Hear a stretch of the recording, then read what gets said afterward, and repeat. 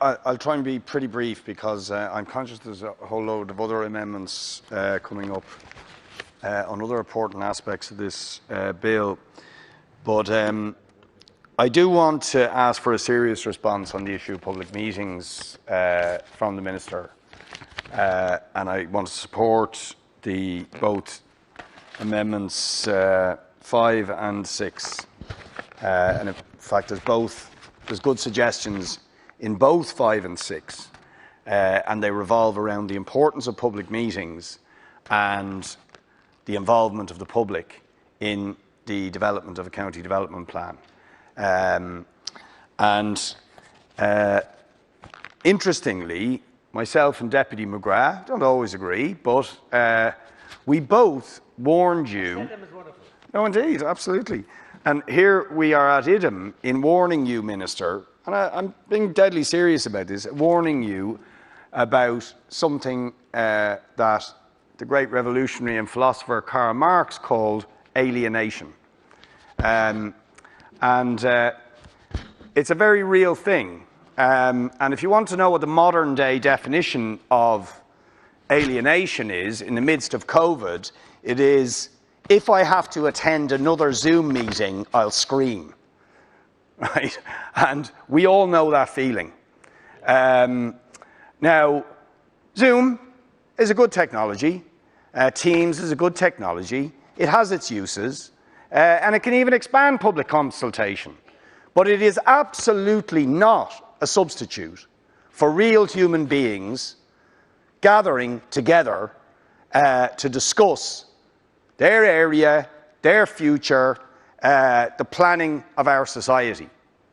And so the idea that an emergency measure which would allow the suspension of public meetings, which are necessary during COVID-19, would become a permanent measure and be described as modernisation is just wrong. It's wrong-headed, Minister. And the second of the amendments here that says it should be and, because it would be fine if they said we'll organise online meetings and a public meeting, fine. Absolutely fine. In fact, that might genuinely expand participation in county development plans. But for local authorities to have the option not to have public meetings is a retrograde step, and it does, in fact, set a precedent which I would not like to see, and which is a real danger, in my opinion, for all the good things about Teams and Zoom and virtual meetings and all the rest of it, where they start to become a substitute for real physical gatherings of people to discuss things that matter to them, including the future planning of their area. And indeed, you know, the analogy with Marx is a strong one, because it might interest, as the person who really developed the concept of alienation and warned how certain modern industrial practices could lead to ever greater alienation of human beings from one another. The first practical campaign Marx ever got involved with was over a decision to enclose forest land that had been open to all the rural people to gather wood.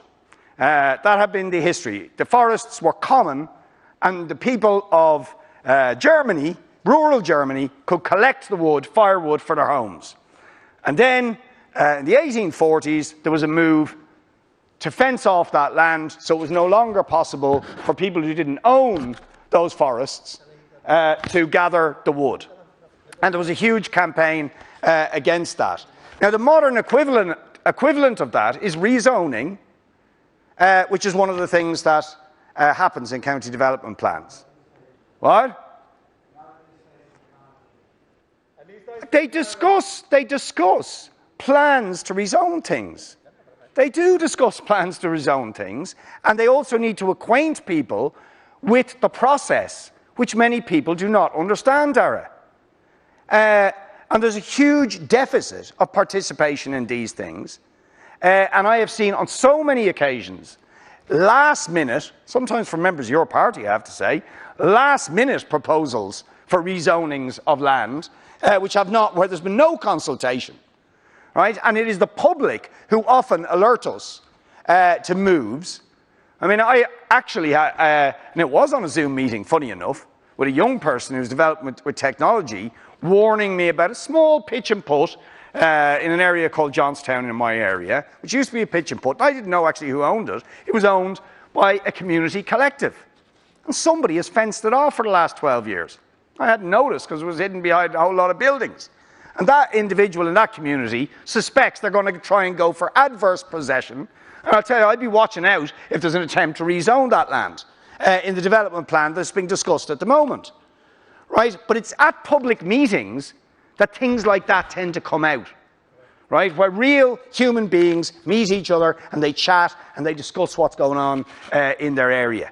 That's how those things come out. So it is not a good thing. So yes to and online meetings, no to online meetings becoming a substitute for real public meetings.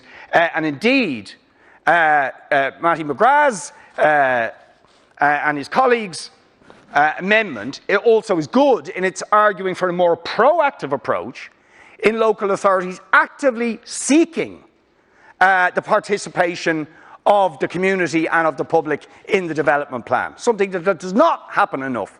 There's enough alienation from these things.